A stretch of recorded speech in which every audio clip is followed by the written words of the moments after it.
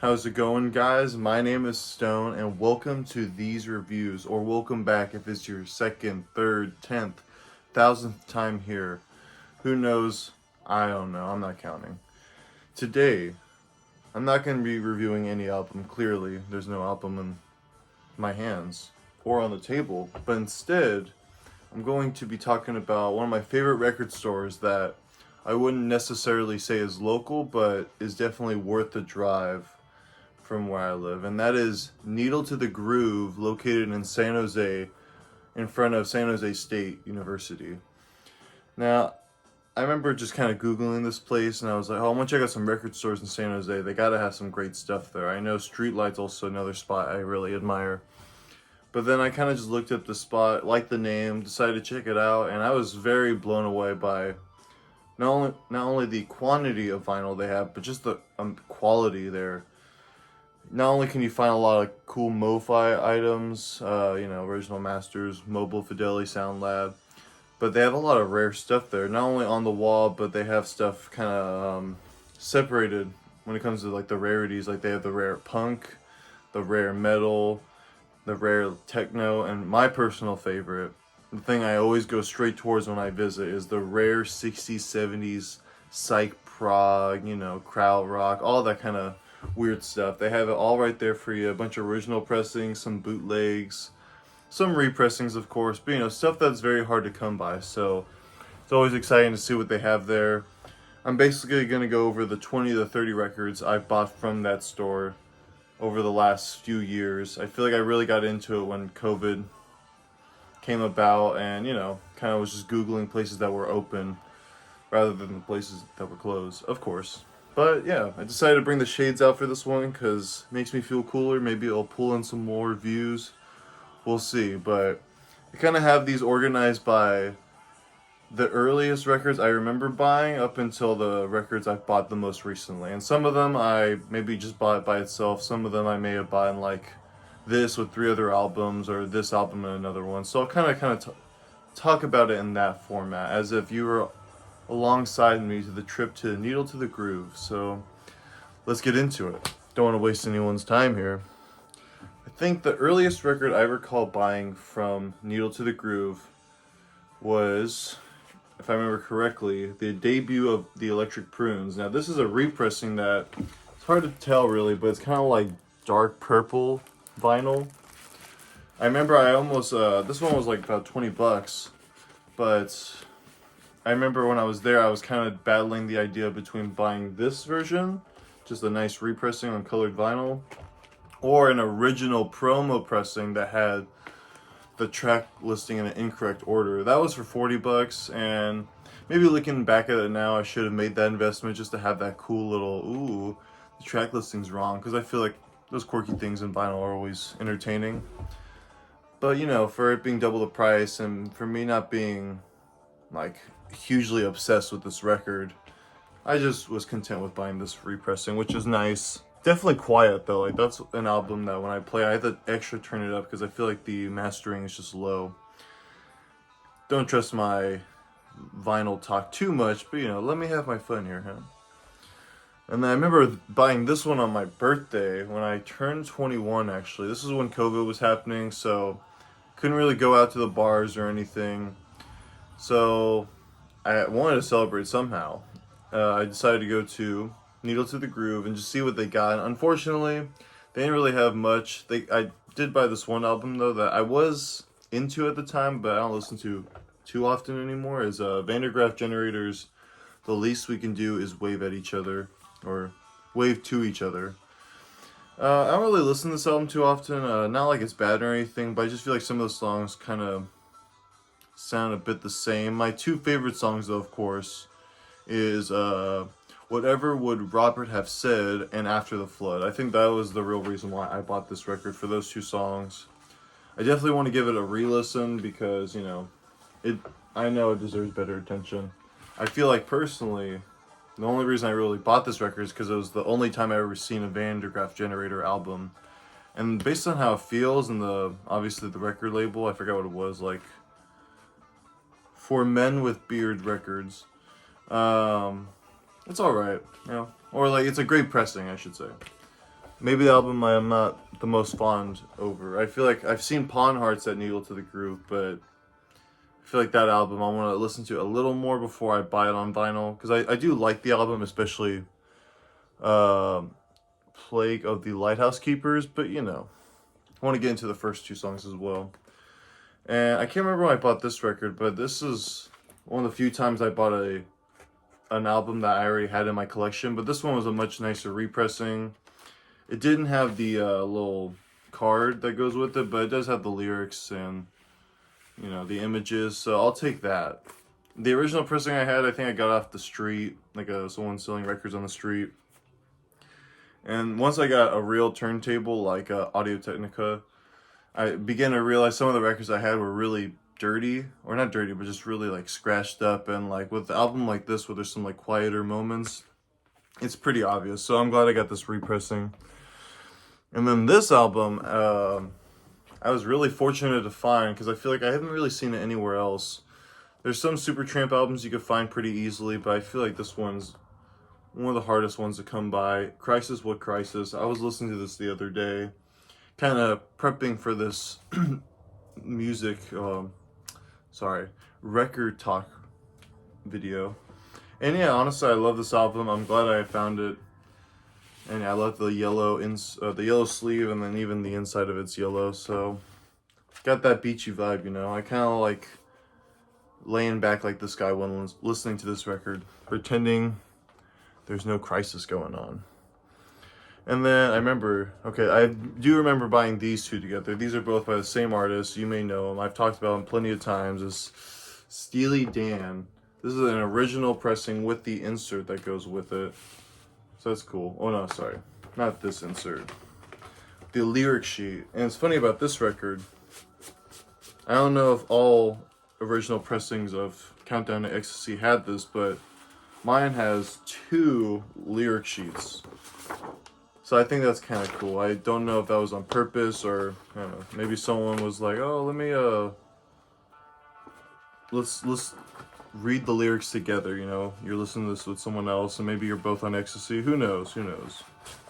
But yeah, this is also a great album. I think I've talked about it on my Best Sides of Music.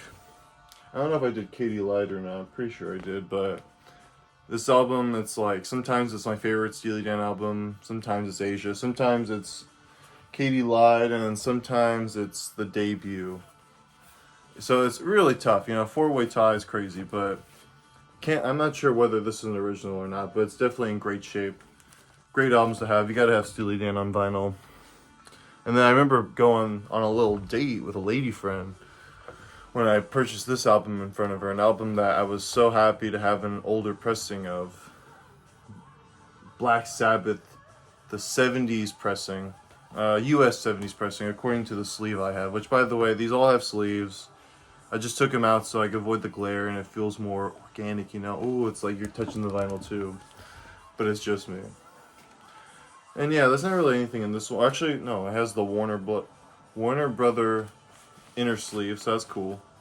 And yeah, great sounding album. All these albums sound incredible. There's only like a few that I'll get to that kind of like pop and all that, which surprises me, but no, honestly, for the price of these records too, they ain't the cheapest, of course. I think I paid like $45 for this, but you know, it's not like I wasn't gonna find it anywhere else, really. And okay, now we're on to records that I do recall buying in like either 2 at a time, 5 at a time.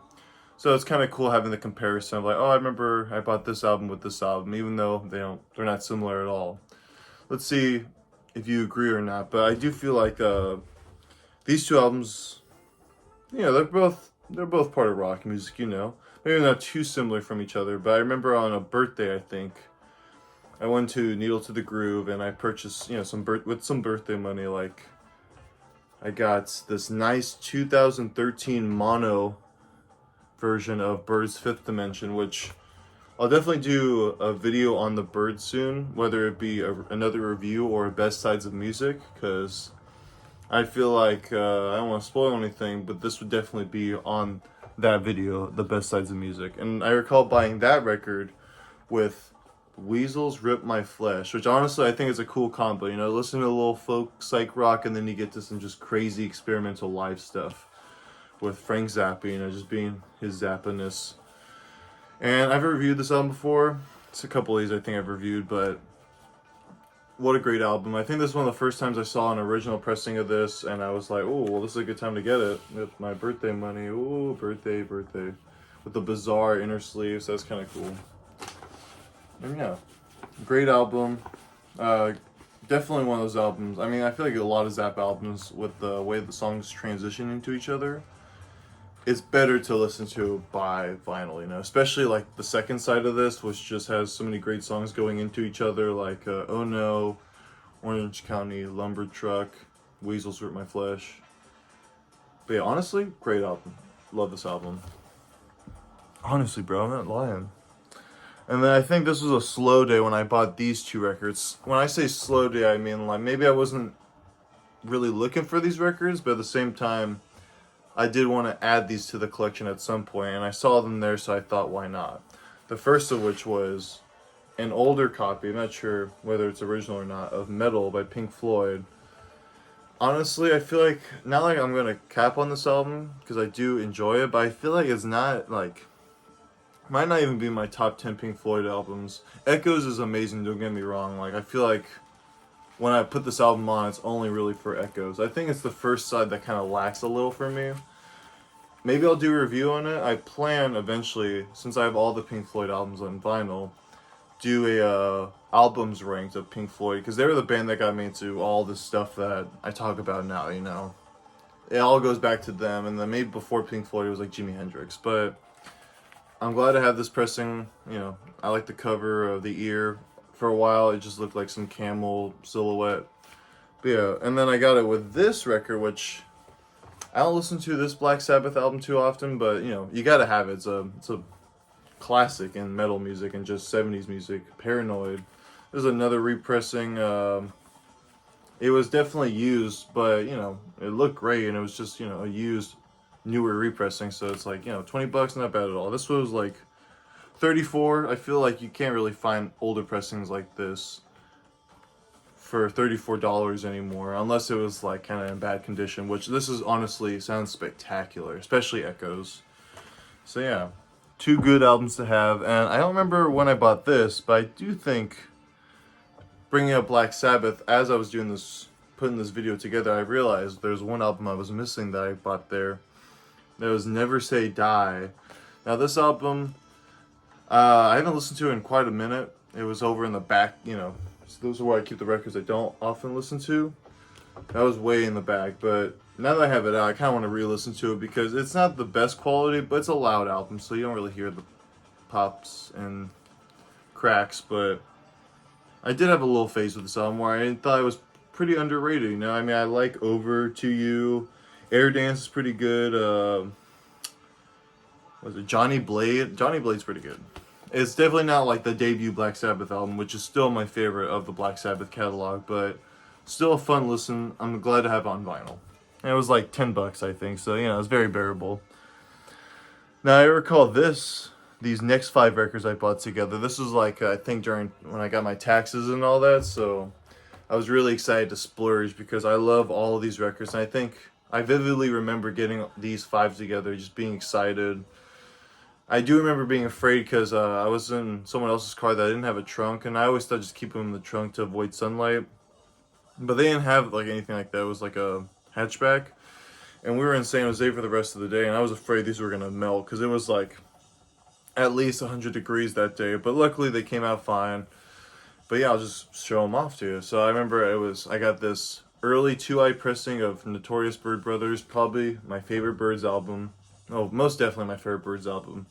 I want to say it's perfect, but I don't think it's perfect, but I just like the atmosphere on here. It's just, in my opinion, one of the best psych rock albums of the 60s. Definitely going to review it soon.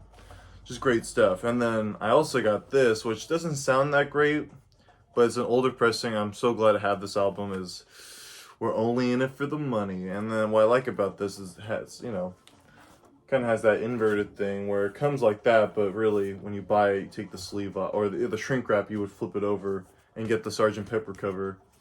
And even though I try to be careful about this falling off, like the seam, I suppose, um, it's dope to kind of switch up. Because sometimes I like having it like this with the outer sleeve, and sometimes I like flipping it over. Because I don't know about you guys, I feel like this album, like this as an album cover, would be just as like captivating as the Sgt. Pepper one. Even if you didn't get that this is a Sgt. Pepper reference, I feel like if you just saw this in a record store and you're like, what the hell kind of music is this? And then you put it on and you're like, this is a little weirder than I thought. So yeah, this was like a little pricey, 35, but I think it was like one of the few times I saw, and honestly, one of the few times I've ever seen this album on vinyl. I don't think I've ever seen like a repressing. But yeah, great stuff. Love that album. Definitely gonna talk about it soon. I was thinking about ranking the first 7 Mothers albums once I get all 7. Maybe there's one I won't get, but the rest I'm trying to get, and then yeah, I'll make a video on it because I do love me some Mothers. I really do. And then following that, I got those 2 records, and I also got another Steely Dan record. I got this one for fairly cheap. I feel like this, like you can't get a Steely Dan album for $13 anymore, and this sounds incredible.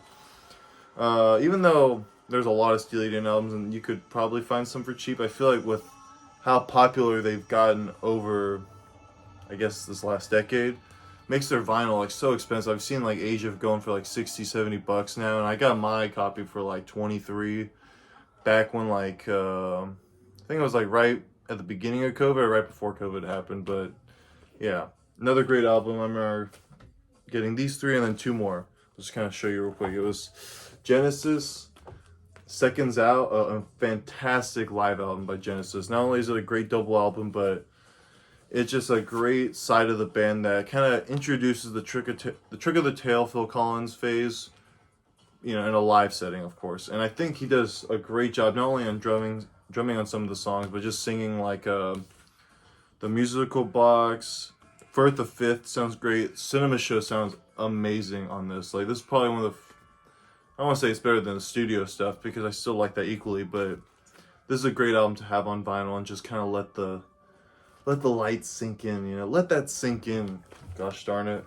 And then finally, I kind of grabbed this last minute because I was a fan of this album. I don't like this cover that much. Like usually has a different album cover, but you know, Camel Moon Madness, some really nice like trippy prog rock. The synthesizers and stuff is great. I feel like this is, yeah, this is the cover I see on Spotify, so I was hoping to find a cover like this. But this looks fun. It's goofy, you know, camel on the moon, how mad, you know? And it's got the band members in the back. And for $15, it's like, why not pick it up, you know? So yeah, I remember getting all these records together and just being like, wow. Let me see if I could get it for the thumbnail or something. I don't know. Just kind of flexing at this point. But yeah, so many great albums, so little time to hear them all.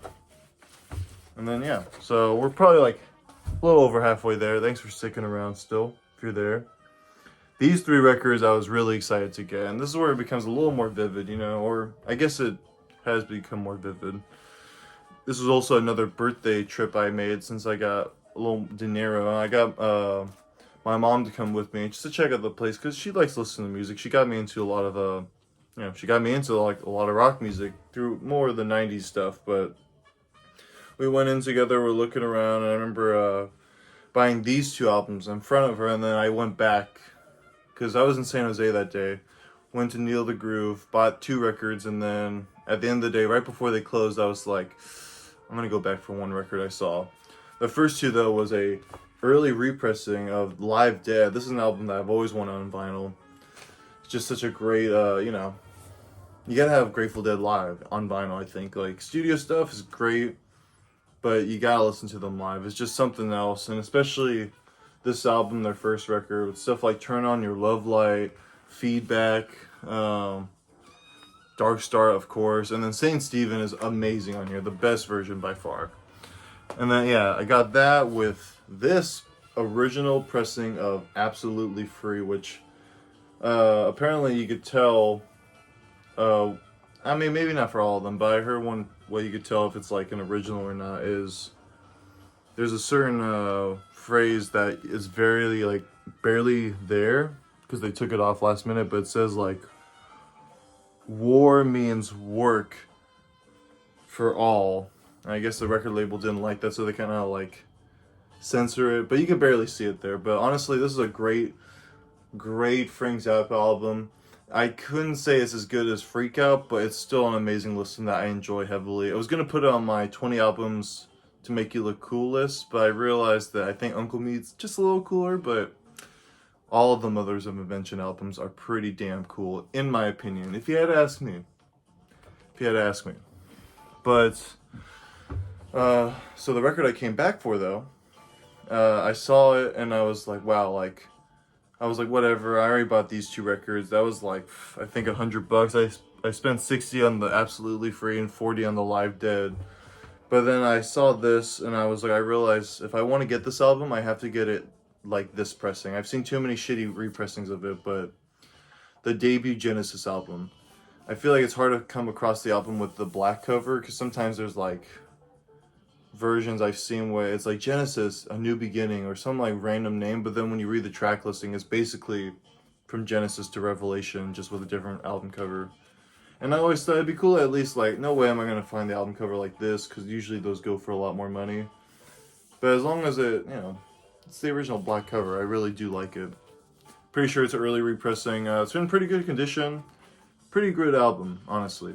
I've already done a review on it. Check it out if you haven't heard. But yeah, this album gets a little too much hate. Of course, maybe if it wasn't Genesis, if it was probably someone like Gandalf, people would give it like, oh, 5-star reviews. And then this is probably one of the most expensive records I've ever bought. The most expensive I ever bought was off Discogs, was the Adult Child vinyl, which amazing purchase. I do not regret that whatsoever. And same goes with this one. This is an album I was looking for a while, and I still have never seen it out on vinyl, except this one moment where I bought it, and it was $70. But the only reason why, which for me being a Beefheart fan, it's worth it, is the fact that it's in a promo copy, like not just like a promo stamp. It has the white label. I'll kind of pull it out. Promotion not for sale, which, I mean, sometimes you see that and you're like, okay, whatever, but this is a legit promo copy.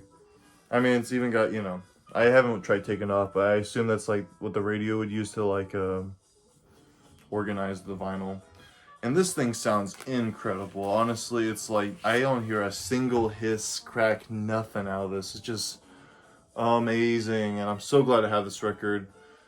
And I feel like even though this kind of gets in the way of the album cover, it's a little nifty, It's whatever, I'll take it. And is it $70 worth? I don't know. I haven't really seen it on Discogs. So yeah, that was a record I bought by itself. Clearly, I didn't want to spend any more after putting $70 down. But following that, we get 2 records that I was excited to get, but one of the records, unfortunately, was really like loud and like in a bad way.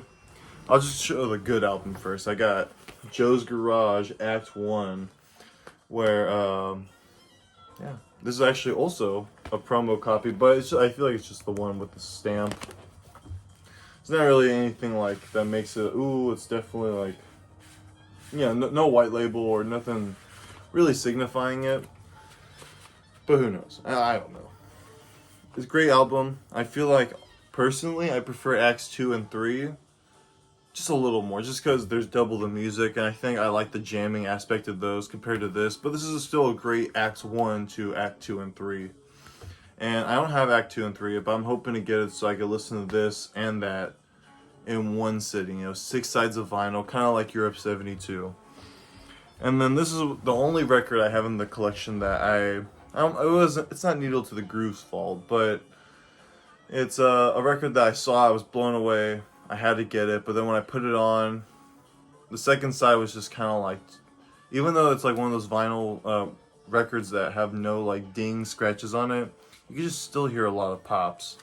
Basically, I'm just talking about Soft Machine's Softs album, as well as the original Shrink, which I've considered taking it off because you can kind of tell it's like, feel like it's kind of like affecting the cover, but I don't know, it's kind of cool to have, it's our price was $5.49. Unfortunately, I did not pay $5.49 for this. I paid $45 for this, which I think that's pretty pricey, but I mean, this is the only time I've ever seen this record out on vinyl, and I was like, I have to get this record, because I actually really like this album. Even though you could say it's the first Soft Machine album with no original members, Even though Mike Ratledge is just like a feature, I still think it's a fantastic record. Great, honestly, I feel like it sounds fantastic when it's not popping and cracking, but there's some times where like the quiet moments is just like you get distracted and it kind of kills the mood. But you just gotta learn to accept it, I guess, because I definitely don't want to buy this album again. But this also, I will mention R.A.P. to John Marshall. He had died September 16th, and that makes me upset, you know. Now we only have like Robert Wyatt and the other drummer they had for like half an album. Maybe he's dead too, I'm not sure, but I love Robert Wyatt and I miss John Marshall too. Not to say anything, not to come off negative or anything, but I feel like John Marshall was like the perfect replacement for Robert Wyatt. Not to say he was I don't want to just call him as a replacement, but you know, like I feel like Robert Wyatt had there's some tough shoes to fill in terms of drumming and all that. One of my favorite drummers, just such a entertaining vocalist as well, and obviously John Marshall didn't do any vocals, but you know, great guy. You know. And then finally, I still got another two after this, but I did purchase this one day, the Basement Tapes. This is honestly probably my favorite Bob Dylan album as of lately. I think even though I love listening to Self Portrait and Blonde on Blonde, especially Blonde on Blonde, Nashville Skyline, Highway 61 Revisited, I just feel like not only the amount of songs on here, but just the quality of these songs sound fantastic. You know, the stuff by the band's really good. Obviously, the stuff by Bob Dylan's great.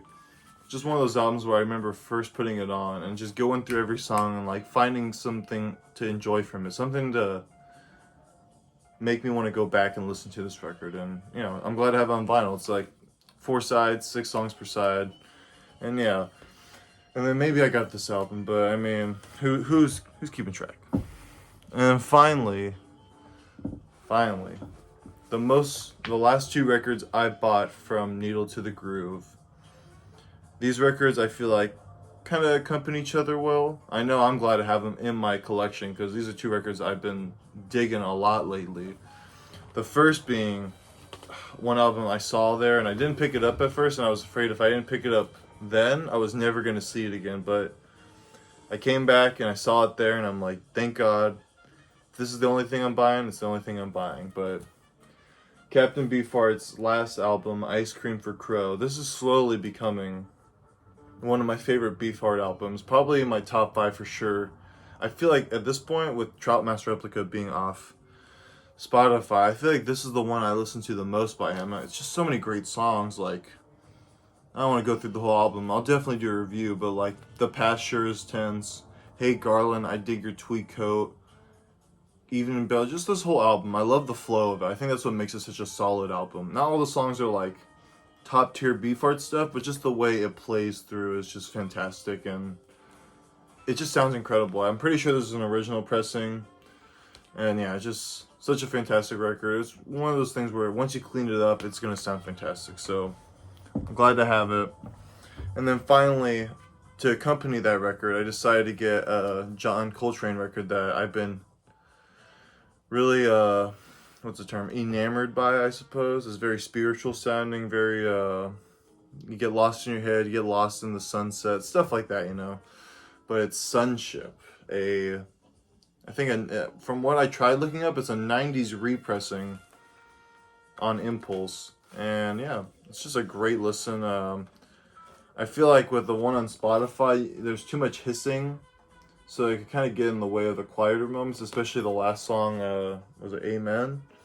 Where it's just like bass for like the first 6 minutes, but on here it sounds amazing, nice and silent. You even hear that one part where you hear John Coltrane talking with the band before they get into Dearly Beloved, which I absolutely love. Just a little like chatter, you know. And yeah, I'm glad to have this. I feel like this and the Beefheart record do go well together. So yeah, well, vinyl. Don't know how I'm gonna thumbnail for this one, but yeah. So that was basically all the vinyl I purchased from Needle to the Groove. Some records that I'll just spit off the top of my head that I saw but never bought. They had an original Safe as Milk pressing. It was there was a bunch of water damage on it, but they wanted $250, so maybe that was overpriced. I think it was an original mono, so I'm not sure. I remember they've had, I've every time I've been there, they've had at least one original pressing of the Velvet Underground album, whether it be Loaded, White Light, White Heat, the debut, or the self-titled Without Nico. So that's kind of cool. Those have always been at least $200, which, you know, I feel like at this point I'd rather just get a repressing, a nice repressing. But what else? They've had a Cauldron by 50 Foot Hose. Last time I was there, they had an original for $250. That's cool. They had the Volume 2 of West Coast Pop Art Experimental Band for $200. That's honestly what made me even check out the album, because I remember seeing it. I'm like, oh yeah, I only knew Volume 3 at the time, but seeing how expensive Volume 2 was, I'm like, I'll give it a listen, you know, if it's worth the 200. I saw a Japanese pressing of Discipline by King Crimson. That was dope. I wish I had gotten that one. I saw the original Soft Machine debut album without the wheel going for $90, which, I mean, it's a very hard album to find, especially in good condition, but I guess without the wheel is $90 appropriate. I don't know. I'm not Discogs. What would I know?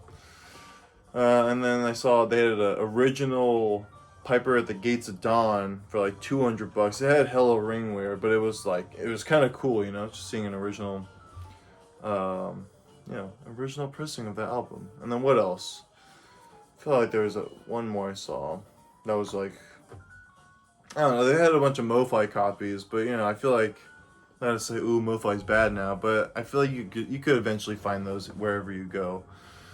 And yeah, I will mention they had like 3 or 4 pressings of Ultimate Spinache's Behold and See, which I think is funny because I used to think of that as like a rare psych album, but over there it's like they have like a couple. They're still going for like $50, $60, but you know, it's like I never find that album anywhere else, so you know, it's cool they have the options.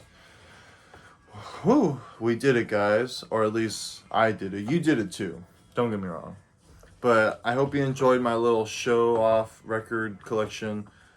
Not just showing off, but just showing my appreciation for Needle to the Groove. Because without that store, I couldn't have all these dope records, all these essentials in my mind for my collection. So I'd love to hear your guys' thoughts. If you've been to Needle to the Groove, let me know your experiences. Let me know what albums you've picked up from rare record stores. I love to hear the stories, the backgrounds, the backdrops.